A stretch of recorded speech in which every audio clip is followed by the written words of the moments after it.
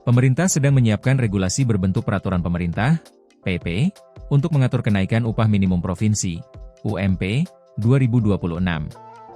Dengan masih disusunnya regulasi, maka pengumuman UMP tahun 2026 batal dilaksanakan pada 21 November 2025. Menteri Ketenagakerjaan, Menaker, Yasirli mengatakan, belai tersebut disusun sebagai tindak lanjut dari putusan Mahkamah Konstitusi nomor 168 tahun 2023 yang merevisi sejumlah pasal dalam UU Cipta Kerja, termasuk soal upah minimum.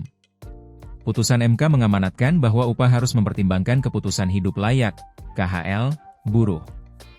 Oleh karena itu, PP terbaru akan mengubah tata cara penghitungan upah minimum dengan mempertimbangkan beberapa aspek. Jadi, kita membaca, kita menelaah dengan cermat, di situ ada amanat terkait dengan misalnya bagaimana upah itu mempertimbangkan kebutuhan hidup layak, sehingga kita membentuk tim untuk merumuskan dan menghitung, mengestimasi kira-kira kebutuhan hidup layak itu berapa, ujar Yasirli dalam konferensi pers di Kemenaker, Jakarta Selatan, Kamis, 20 November 2025. Cara perhitungan kenaikan UMP 2026 juga akan berbeda dengan perhitungan kenaikan UMP 2025.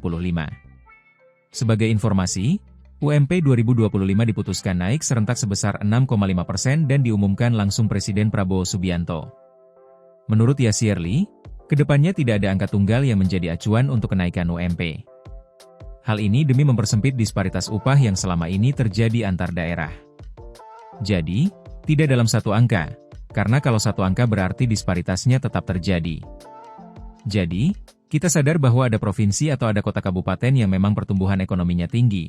Silakan, dia boleh lebih tinggi dibandingkan dengan provinsi, kota atau kabupaten yang memang pertumbuhan ekonominya tidak tinggi, bebernya. Dewan Pengupahan Daerah juga diberi kewenangan lebih dalam perhitungan upah minimum sesuai dengan amanat MK. Selanjutnya, UMP akan diumumkan oleh para kepala daerah masing-masing.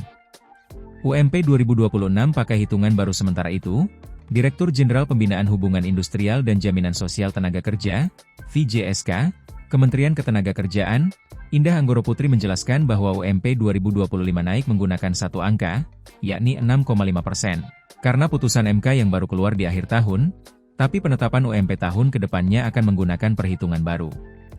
Salah satu yang diubah adalah ALPA atau indeks tertentu yang menggambarkan kontribusi tenaga kerja terhadap pertumbuhan ekonomi dengan rentang nilai 0,10 sampai dengan 0,30. Kalau dulu kan di PP yang lama ALPA 0,1 sampai 0,3. Nah kalau sekarang kita mempertimbangkan ada perluasan ALPA sesuai amanat MK. Jadi tidak lagi 0,1 sampai 0,3, naik sedikit, sebut Indah. Sayangnya Indah belum mau membocorkan berapa kenaikan ALPA yang dimaksud, tapi menyebut akan ada penyesuaian yang mempertimbangkan KHL. Namun, ia memasukkan variabel dan rumusan penetapan UMP sama dengan regulasi sebelumnya. Rumusnya sama, variabel-variabel dalam rumus sama, hanya saja kata MK ALPA-nya yang harus ada adjustment sedikit. Apa adjustment?